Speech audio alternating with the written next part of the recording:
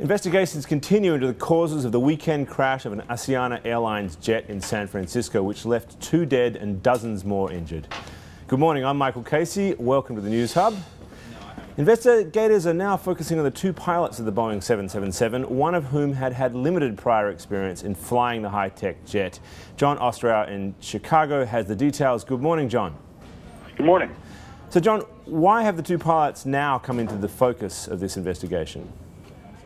So as the investigation has gotten underway since the Saturday afternoon midday crash of Asiana Flight 214, the NTSB has really begun focusing on a lot of different factors around both the operation of the airplane, but now what we've seen is that the pilot's experience and training are really coming into focus. What we understand is that the pilot flying had just transitioned to the 777 aircraft after having been a pilot on earlier jetliners and has about 10,000 hours of experience. But what the NTSB is really going to be examining is the interplay between the pilot not flying and the pilot flying the airplane.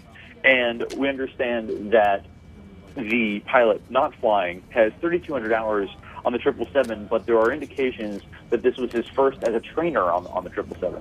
So as the NTSB really gets this investigation underway and continues to conduct interviews with the crew, the interplay between the 2 are going to become very important, and what was discussed during the approach into San Francisco and how the interactions may have contributed to the accident on Saturday. Right, because there appears to be no mechanical breakdowns, no technical problems per se, and the focus is on the approach, the very slow approach that they had coming in, correct?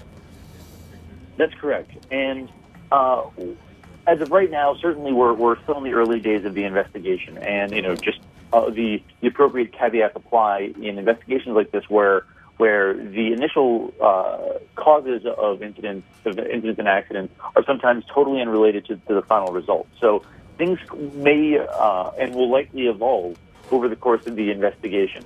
Right. But certainly the state of the aircraft looks to have been sound, at least from the initial analyses. But certainly there are a bevy of systems that are available to the pilots and the crew, to warn them about approaching low speed and the types of different protections that are available. Now, this is a particularly sophisticated jet designed specifically for long-haul flights with a whole lot of high-tech details to it. Does it imply perhaps that more training is needed on these kinds of aircraft? Well, I think it's probably too soon to say that one way or another. Certainly, there is an enormous amount of training that goes into pilots transitioning to aircraft of all sizes. And Boeing's 777 was the company's first fly-by-wire aircraft, which means that there are electronic signals instead of mechanical linkages between the pilot and what are known as control services that can change the direction of the airplane's flight. So in that, there are various systems that Boeing has designed in to both warn the pilot, in approaching situations where they might be flying too slowly, various other systems that trigger automatically in almost a wake-up mode to begin to spool up the engines automatically, and at the very last moment have what's known as a stick shaker, literally a loud, violent vibration to tell the pilot that something is not right and you're flying too slowly. All right, well, we'll have more coverage of the story as the day progresses and as the investigation progresses over coming days. John, thank you very much for your time.